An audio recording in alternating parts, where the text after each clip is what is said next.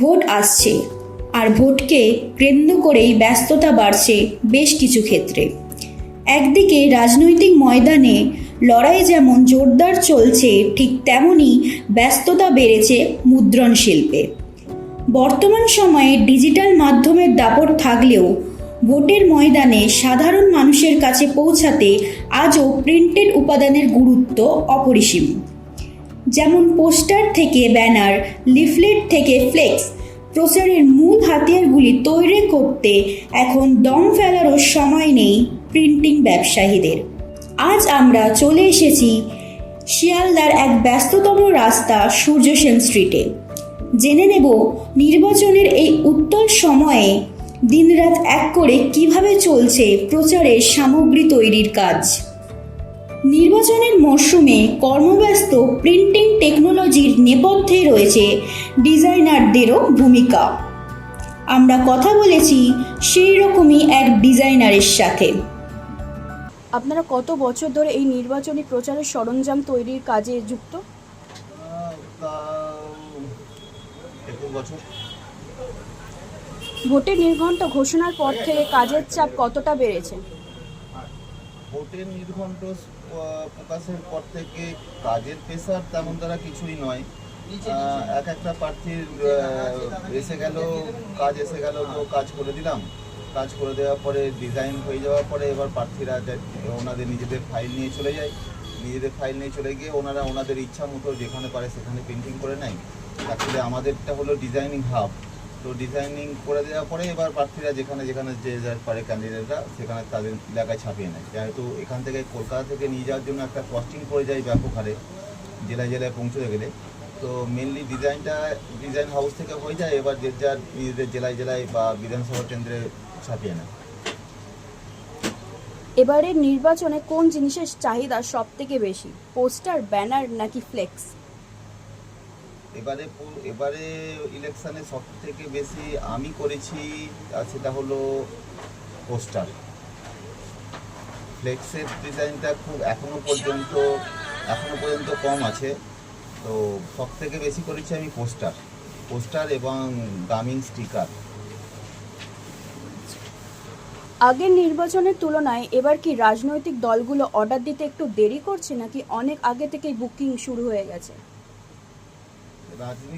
রাজনৈতিক দলগুলো অর্ডার দিতে দেরি করছে তা নয়, অর্ডার দিয়েছে।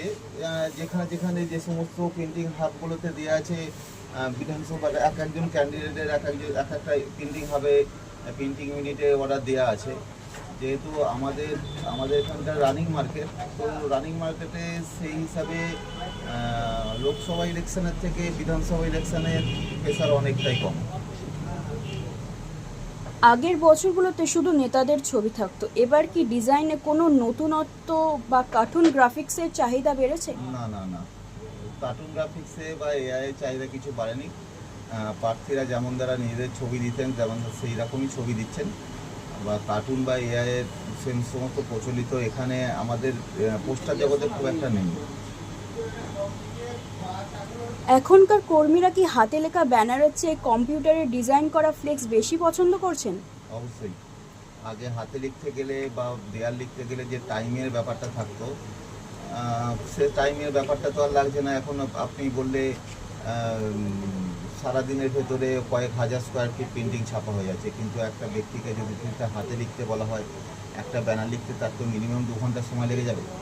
2 ঘন্টার দিকে সময় পেলে আপনার 2000 স্কোয়ার ফিট ফ্লেক্স বেরিয়ে যাবে। সেই হিসেবে হাতে লেখার প্রচলনটা অনেকটা আস্তে আস্তে করে কমেই গেছে, প্রায় রেয়ার। 2021-এর বিধানসভা নির্বাচনের তুলনায় 2026-এর এই সময় অর্ডারের পরিমাণ কি বেড়েছে না কমেছে? অনেক কম।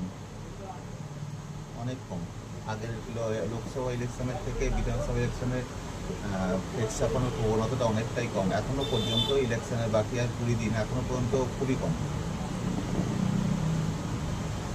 বিগত বছরগুলোতে ডিজিটাল প্রচারের ভয় ছিল, কিন্তু এবারের বাজার দেখে কি মনে হচ্ছে, ছাপানো পোস্টারের গুরুত্ব এখনো কমেনি? ছাপানো পোস্টার তো এখনও পর্যন্ত গুরুত্ব অবভিয়াসলি আছে। কারণ মফস্বল এলাকা বা গ্রামীণ এলাকাগুলোতে এখনও সাধারণ পাবলিক অতটা ডিজিটাল মাধ্যমটা বোঝে না। যার জন্য কি হয়, তারা একটা পোস্টার বা একটা হ্যান্ডবিল পেলে সেটা বেশি পড়ে। একজন সাধারণ মানুষ যদি তার প্রিয় নেতার জন্য নিজের উদ্যোগে পোস্টার বানাতে চায় তবে সর্বনিম্ন কত খরচ হতে পারে? ফ্লেক্সের ক্ষেত্রে আপনার সর্বনিম্ন যদি যেভাবে অ্যাকচুয়ালি করবেন, এগুলো আমরা তো দাম নিই স্কোয়ার ফিট হিসাবে, বিভিন্ন টাইপের মেটেরিয়ালস আছে, তো সেই হিসাবে কস্ট পড়বে। ধরুন কেউ যদি একটা ব্যানার করতে চায় 6x3, তো সেক্ষেত্রে ডিজাইন চার্জ ইনক্লুড করে 160 রুপিস পড়বে। এই নির্বাচনের মরশুম শেষ হলে কি আপনাদের ব্যবসা একদম ঝিমিয়ে পড়ে নাকি অন্য কাজও চলতে থাকে? না না, নির্বাচন মিটে গেলে আমাদের ব্যবসা ঝিমিয়ে পড়ে না। আমাদের তো পেন্টিং হাব বা প্লাস ডিজাইন হাব, তো ডিজাইনিং পেন্টিং চলতেই থাকে। ইলেকশন বলে যে অতিরিক্ত প্রেশার সেসব কিছু নয়। ইলেকশনে একটা ডিজাইন হয়, সেটার নাম্বার অফ কোয়ান্টিটিস ছাপা হয়, কিন্তু ওপেন মার্কেটের ক্ষেত্রে কী হয়, ডিজাইনটা আমাদের রানিংয়েই চলতে থাকে। ছোট নির্দল প্রার্থীরা কি আগের মতোই প্রচার সামগ্রীর জন্য আপনাদের উপর ভরসা রাখছে নাকি তাদের বাজারও কমেছে? ছোট ব্যবসায়ীরা এখনো পর্যন্ত ছোট যে ব্যবসায়ীরা আছে তাদের তো ব্যবসা অবভিয়াসলি কমেছে, কারণ কিছু মেটেরিয়ালস আছে যেগুলো আমাদের বাংলা থেকে আসছেই না। কিছু মেটেরিয়ালস আছে যেগুলো আপনার বাইরেকার স্টেট থেকে আসছে, যার জন্য অনেকটা আমাদের কলকাতা মার্কেটটা অনেকটা কমে গেছে। আগে যে সমস্তগুলো কলকাতা মার্কেট থেকে প্রপারলি হতো, সেগুলো অনেক মেটেরিয়ালস আপনার দিল্লি, গুজরাট ওই দিক থেকে সব সাপ্লাই হয়ে কলকাতা ঢুকে যাচ্ছে। এবারের পুরো ভোটের মরশুমে সব মিলিয়ে ব্যবসার লাভ গত বছরের রেকর্ড কি ছাড়িয়ে যাবে বলে আপনি মনে করছেন? না, এবছরে ভোটের ইলেকশনের যা কাজ আছে গত বছরের লোকসভা ইলেকশনের থেকে অনেক কম, এবং প্রফিটের মার্জিনও হয়ে যাবে অনেক কম।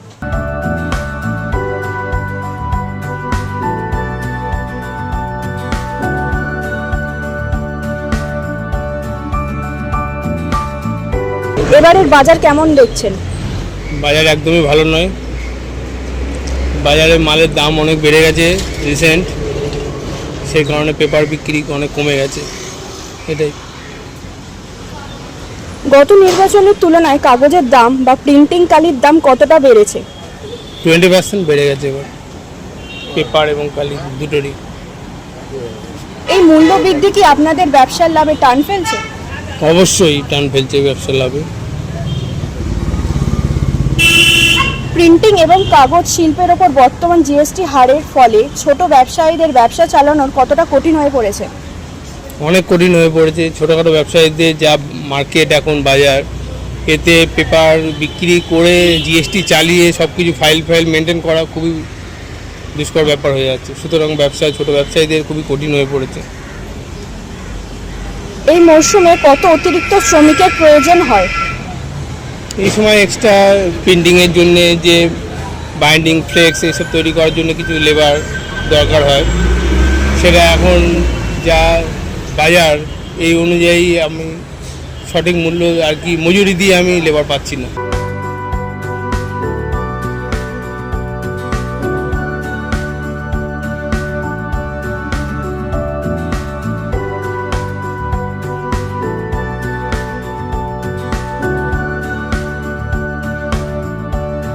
ডিজিটাল প্রচারের যুগেও কি পোস্টার, ব্যানার বা স্টিকারের চাহিদা আগের মতোই আছে? হ্যাঁ, পোস্টারের চাহিদা আছে, প্লাস ডিজিটালে কিছু স্টিকার হয় যেগুলো প্রিন্টিং ছাড়া তো হবে না। ওগুলো অ্যাকচুয়ালি মানে হার্ড মিডিয়াতে প্রিন্টিং না হলে ওগুলো তো আসবে না। ইলেকট্রনিক মিডিয়ায় যতই থাকুক কিছু কাজ তো আসছে, হয়তো কাজটা কমেছে কিছুটা, কিন্তু আসছে। এবারের বাজার কেমন দেখছেন? এবারে প্রিন্টিংয়ের অ্যাকচুয়ালি বিধানসভা ইলেকশনের ক্ষেত্রে আমাদের প্রিন্টিংটা ডিজিটাল একটু কমই হয়, কারণ এটা বড় জায়গাতে অফসেটের ক্ষেত্রে বেশি হয়। মানে এটা লার্জ স্কেলে হয়, তো লার্জ স্কেলে হলে অফসেটের ক্ষেত্রে বেশি হয়, ডিজিটালে কম হয়। যেগুলো পঞ্চায়েত ইলেকশন বা কর্পোরেশন ইলেকশনে হয়তো আমাদের ডিজিটালের কাজটা বেশি হয়, তো সেক্ষেত্রে আসছে, সেরকম আসছে, তাও খারাপ আসছে। বিগত বছরের নির্বাচনের তুলনায় এবার কি নতুন কোনো ধরনের প্রচার সামগ্রিক চাহিদা বেশি দেখছেন? সেরকমভাবে তো কিছু ইয়ে পাচ্ছি না, তবে স্টিকার কিছু পাচ্ছি, নতুন স্টিকার টাইপের, যেগুলো ওয়ালে ছোট ছোট গোল স্টিকার, রাউন্ড স্টিকার অথবা অন্য ধরনের কিছু।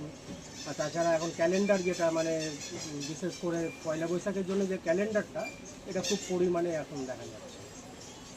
আগেরবার যে পরিমাণ পোস্টারের অর্ডার পেয়েছিলেন, এবার কি তার থেকে অর্ডার বেশি পাওয়ার আশা করছেন? না, সেরকম কিছু নেই, বরঞ্চ একটু কমেছে, আগের থেকে একটু কমেছে।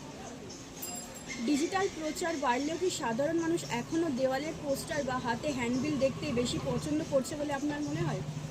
সেটা তো অবশ্যই একটা, যতই মানে ইলেকট্রনিক মিডিয়ার মধ্যে প্রচার হোক, তবু হার্ড একটা মিডিয়া চোখে বেশি পড়ে লোক, সেক্ষেত্রে তো একটা ইয়ে হয়। এই বছর আপনাদের দোকানে সব থেকে বেশি কোন জিনিসের অর্ডার আসছে, ব্যানার, স্টিকার নাকি ফ্লেক্স? না, আমার ক্ষেত্রে যেহেতু আমি ফ্লেক্সটা করি না, সেই জন্য ফ্লেক্সের অর্ডার আছে বেশি, কিন্তু আমি যেহেতু ফ্লেক্স করি না, আমার কাছে স্টিকারটা প্রিন্টিং হয় এবং পোস্টার কিছু প্রিন্টিং হয়, তো সেখানে স্টিকারের ইয়েটা বেশি হয়। আগের নির্বাচনের তুলনায় কি এবার ডিজাইনে কোনো বিশেষ চমক বা নতুনত্ব এসেছে? চমক বা নতুনত্ব কিছু সেরকম তো লক্ষ্য করছি না, তবে হ্যাঁ, ওই কিছু যে ওদের ট্যাগ লাইনগুলো থাকে ওইগুলোকে ফোকাস করেছে ওরা। প্রচার সামগ্রিক আয়ু বাড়াতে এই বছর কি আপনারা বিশেষ কোনো কোয়ালিটির কাগজ ব্যবহার করছেন? না না, সেরকম কিছু না, ওই যেগুলো চলে সেই।